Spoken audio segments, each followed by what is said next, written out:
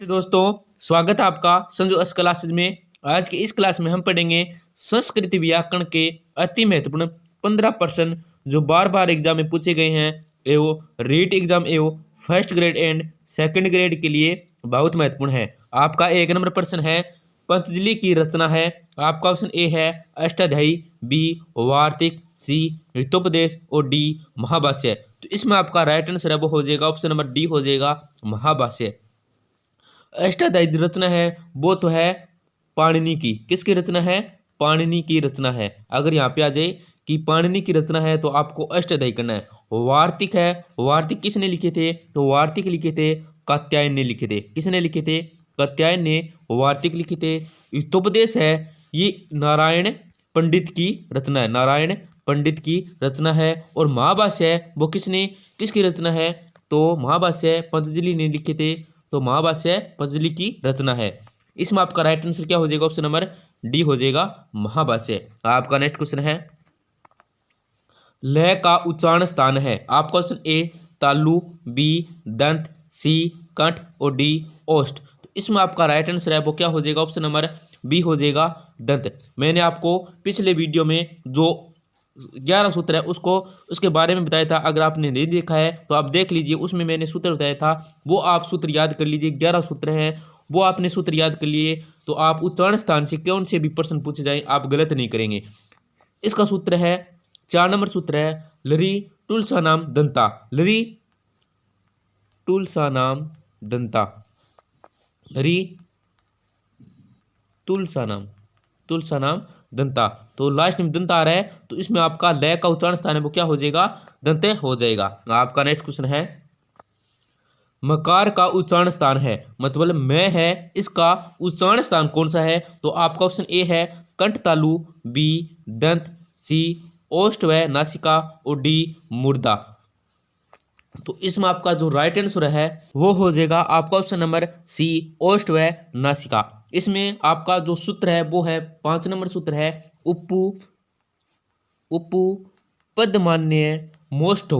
उपु पदमान्य मोष्टो। इसके अंदर आपको ऊ आ जाएगा और पै वर्ग आ जाएगा और उपदमान्य आ जाएगा। पै और फैका उपदमान्य आ जाएगा। तो इसमें आपका राइट आंसर क्या हो जाएगा? सी हो जाएगा ओष्ठ व नासिका, क्योंकि मैं है वो नासिका के सारे भी से भी क्या है बोला जाता है। तो आपका राइट आंसर क्या हो जाएगा? ओष्ठ व नासिका। अगर यहाँ पे नासिका ना आए, ओष्ठ आ जाए तो भी क्या हो जाएगा? ऑप्शन नंबर सी हो जाएगा ओष्ठ। दोस्तों, क्लास में आगे बढ़ने से पहले आपसे एक छोटी सी गुजारिश है, क्लास को लाइक और चैनल को सब्सक्राइब कर दीजिए, जिससे आपको रोजाना संस्कृत के अति महत्वपूर्ण प्रश्नों की क्लास देखने को मिलेगी। इसके साथ ही आपको राजस्थान जीके की क्लास के साथ क्यूज भी देखने को मिलेगी। तो आपका नेक्स्ट क्वेश्चन है, माहेश्वर सूत्राणि कति सन्ति। माहेश्वर सूत्र है वो कितने हैं? तो आपका ऑप्शन ए है चतुर्चत्वारिशतः, बी 50 और सी 10 है और डी चतुर्दश है। मतलब 44 है या 50 है या 10 है या कितने हैं? 14 हैं। तो इसमें आपका राइट आंसर है वो क्या हो जाएगा? ऑप्शन नंबर डी हो जाएगा चतुर्दश है, मतलब 14 है। कितने हैं? चतुर्दश हैं। इनमें से 4 तो हैं स्वर के सूत्र।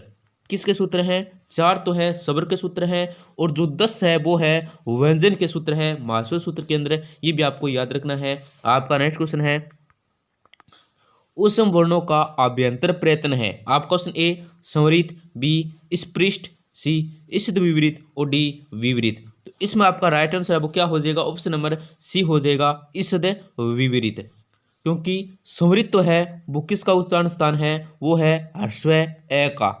ह्रस्व ए का क्या है? उच्चारण स्थान है। उस समय वर्णों का नहीं है, अभ्यंतर प्रयत्न अभ्यंतर प्रयत्न है उस ए का। ह्रस्व ए का अभ्यंतर प्रयत्न क्या है? संवरित है। स्पृष्ट है स्पर्श व्यंजनों का। स्पृष्ट किसका है? स्पर्श व्यंजनों का। ईषद विपरीत है उसम वर्णों का।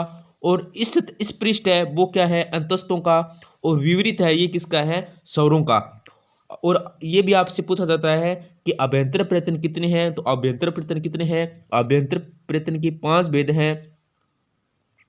बरायप्रयत्न की 3 भेद हैं। बरायप्रयत्न का इसका दूसरा भेद है अभ्यंतर प्रयत्न का। तो अभ्यंतर प्रयत्न की बरायप्रयत्न के कितने भेद हैं? 11 भेद हैं। अभ्यंतर और बाह्य प्रयत्न किसके भेद हैं? तो यतन के भेद हैं। यतन के दो प्रकार हैं, अभ्यंतर प्रयत्न और बाह्य प्रयत्न। ये भी आपको याद रखना है। एक बात और ये आपको याद रखनी है, लघु सिद्धांत कौमुदी के अंदर आपको अभ्यंतर प्रयत्न के प्रकार पूछें तो कितने होते हैं? 5 होते हैं। लघु सिद्धांत कौमुदी के अंदर 5 होते हैं और व्याकरण सिद्धांत कौमुदी के अंदर आपको अभ्यंतर प्रयत्न के भेद या प्रकार पूछे तो कितने होते हैं? 4 होते हैं। उसमें क्या है, तो जो ये इस विपरीत है ना, इसको उस वर्ण का जो इस विपरीत है ना अभ्यंतर प्रयत्न, इसको विपरीत के अंदर क्या है, शामिल कर लिया जाता है। ये भी आपको याद रखना है।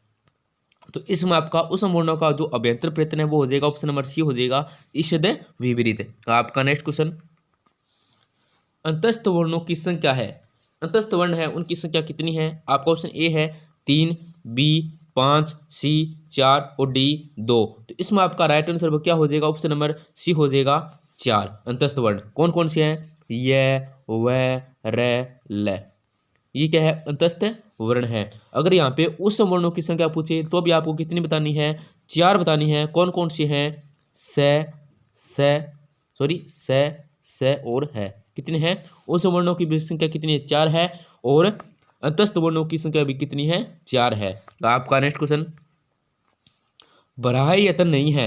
इन 4 ऑप्शनों में ऐसा कौन सा ऑप्शन है जो बाह्य यतन नहीं है? मैंने आपको पिछले वीडियो में भी 11 बाह्य यतन बताए थे एक एक पॉइंट के साथ। तो इसमें आपका ऑप्शन क्या है? ए है एघोष, बी महाप्राण, सी संवरित और डी संवरित और डी क्या है? संवरित। तो इसमें आपका राइट आंसर क्या हो जाएगा? ऑप्शन नंबर डी हो जाएगा संवरित।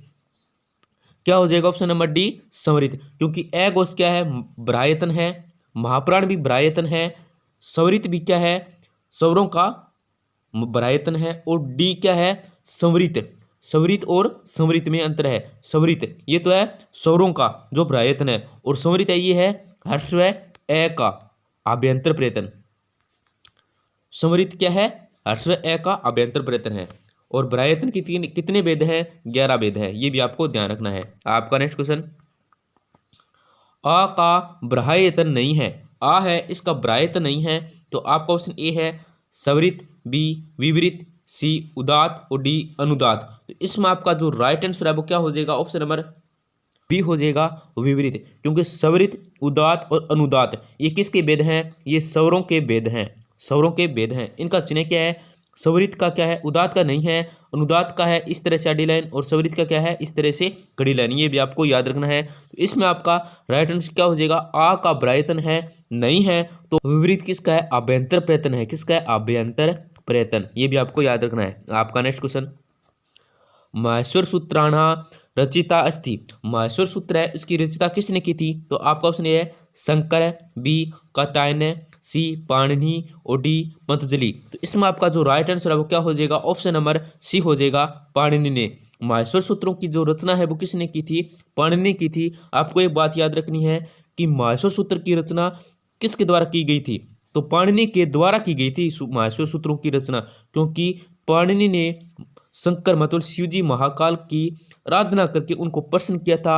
इसकी आराधना से क्या प्रसन्न होकर माहेश्वर शिव शंकर ने डमरू बजाया था। उन डमरू से क्या है, जो ये माहेश्वर सूत्र निकल के आए थे, तो उनको सुनकर ही क्या है पाणिनि ने इसकी रचना की थी। तो इसका आपका राइट आंसर क्या हो जाएगा? माहेश्वर सूत्राणा रचिता अस्ति। तो किसने की थी? पाणिनि ने की थी। और पाणिनि का जो काल है कितना है? 500 ईसा पूर्व है। इनकी माता का नाम दाक्षी है। ये भी आपको याद रखना है। और इनके द्वारा जो सूत्रों की रचना की गई थी वो कितनी है? 3978 है। और 14 माहेश्वर सूत्र दिए थे उन्होंने। और प्रथम सूत्र तो है वर्धिराजेत, और अंतिम सूत्र क्या है? ए है। ये भी आपको याद रखना है। आपका नेक्स्ट क्वेश्चन, माहेश्वर सूत्राणाम अपर नामे वर्तते। माहेश्वर सूत्रों का जो नाम है वो कितने हैं? आपका ऑप्शन ए प्रत्याहार सूत्राणी, बी अक्षरभेद, सी वर्ण समामनाय और डी उपयुक्तः त्रय। तो इसमें आपका राइट आंसर क्या हो जाएगा? ऑप्शन नंबर डी हो जाएगा उपयुक्तः त्रय। ये तीनों क्या है? माहेश्वर सूत्रों के नाम है।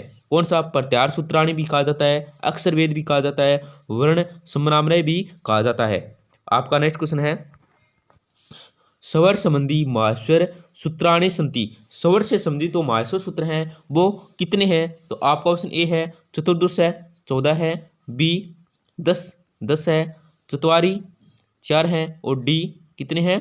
11 है या 11 हैं। तो इसमें आपका जो राइट आंसर है वो क्या हो जाएगा, ऑप्शन नंबर सी हो जाएगा 44। स्वर से संबंधित जो माहेश्वर सूत्र है वो कितने हैं, 4 हैं। कौन कौन से, ए ई ओ ण, री लरिक, ए ओंग और ऐ आउच। ए ई उ री लरी ए ओ ऐ औ कितने हो गए, 9 हो गए। 3 2 5 5 2 7 7 और 2 9। तो स्वरों की संख्या पूछे तो 9 है और सूत्र पूछे तो कितने हैं, 4 हैं। ए यूण है, री लरी का ए होंगे ऐ औच है। ये कितने हो गए, 4 सूत्र हो गए। आपका नेक्स्ट क्वेश्चन, पाणिनीय शिक्षा के अनुसार उच्चारण स्थानों की संख्या कितनी है। पाणिनीय शिक्षा के अनुसार उच्चारण स्थान है उनकी संख्या कितनी है। मैंने आपको पिछले वीडियो में भी 2-3 बार बताया है। इसके अंदर आपको ऑप्शन में देखना है कि पाणिनीय शिक्षा के अनुसार उच्चारण संख्या स्थानों की संख्या कितनी है। तो 5 है, 6 है, 7 है, 8 है। तो अगर आपको उच्चारण स्थानों की संख्या सीधी पूछे इस तरह से, उच्चारण स्थानों की संख्या कितनी है, तो कितनी बतानी है, 7 बतानी है। और पाणिनीय शिक्षा के अनुसार उच्चारण स्थानों की संख्या पूछे तो कितनी बतानी है, 8 बतानी है। ये भी आपको याद रखना है। आपका नेक्स्ट क्वेश्चन है, माहेश्वर सूत्राणाम अंतिम वर्णस्य संज्ञा भवति। माहेश्वर सूत्र की जो अंतिम वर्ण है उसकी संज्ञा होती है, किस सूत्र के द्वारा होती है। माहेश्वर सूत्र है उसमें जो वर्ण की अंतिम संज्ञा होती है, सूत्र जैसे ए ई उ ण, इसमें जो लास्ट वर्ण है ये अण, इसकी जो सूत्र का जो अंतिम वर्ण है इसकी संज्ञा होती है, किस सूत्र के द्वारा इसकी संज्ञा होती है। तो आपका ऑप्शन ए है ईथ संज्ञा, बी प्रत्याहार संज्ञा, सी गुण संज्ञा और डी वर्धी संज्ञा। इसमें जो ईथ संज्ञा है वो हो जाएगी इस सूत्र के द्वारा। ई संज्ञा सूत्र के द्वारा क्या है, अण की क्या हो जाती है, ई संज्ञा हो जाती है। और तस्य लोप के द्वारा इसका क्या हो जाता है, लोप हो जाता है। ये भी आपको याद रखना है। और जो ई संज्ञा विधायक सूत्र है वो कितने हैं, 6 सूत्र हैं। वो मैंने आपको पिछले वीडियो में बता दिया था। आपका नेक्स्ट क्वेश्चन है, व्यंजन संबंधी माहेश्वर सूत्राणी, व्यंजन संबंधी माहेश्वर सूत्राणी संति, मतलब व्यंजन से संबंधित माहेश्वर सूत्र है उनकी संख्या कितनी है। व्यंजन संबंधी माहेश्वर सूत्राणी संति, व्यंजन से संबंधित दो माहेश्वर सूत्र है उनकी संख्या कितनी है। तो आपका ऑप्शन ए है 10, बी 44, सी चतुर्दश है और डी षोडश, मतलब 16 है, चतुर्दश है 14 है, चतवारी 4 है या 10 है 10 है। तो इसके अंदर आपका जो राइट आंसर है वो क्या हो जाएगा, ऑप्शन नंबर ए हो जाएगा 10 है। पिछले वीडियो में बताया था, अभी पीछे बताया था, व्यंजन से संबंधित स्वरों, व्यंजन से संबंधित जो माहेश्वर सूत्रों की संख्या है वो कितनी है, 10 है। और स्वर से पूछे तो कितनी है, 4 है। और टोटल पूछे माहेश्वर सूत्रों की संख्या तो कितनी है, 14 है, चतुर्दश है। आपका नेक्स्ट क्वेश्चन, अस्मिन् सूत्रे अकारस्य ईथ संज्ञा भवति, किस सूत्र के द्वारा क्या है, अकार की ईथ संज्ञा होती है। अकार किस सूत्र के द्वारा अकार की ईथ संज्ञा होती है। तो आपका ऑप्शन ए है लण, बी ऐ उण, सी हल है और डी का पे है। तो इसमें आपका जो राइट आंसर अब क्या हो जाएगा, ऑप्शन नंबर ए हो जाएगा लण। लण के द्वारा आकार की क्या होती है, ई संज्ञा होती है। दोस्तों क्लास को लाइक करना नहीं भूलें, अपने दोस्तों के साथ जरूर शेयर करें जिससे उनका भी फायदा होगा। और चैनल को जरूर सब्सक्राइब करें जिससे आपको रोजाना संस्कृत के अति महत्वपूर्ण प्रश्नों की क्लास के साथ क्यूज देखने को मिलेगी। इसके साथ ही राजस्थान जीके की क्लास, साइकोलॉजी की क्लास, एक क्यूज देखने को मिलेगी। धन्यवाद, मिलते हैं अगली क्लास में। आपका दिन मंगलमय हो।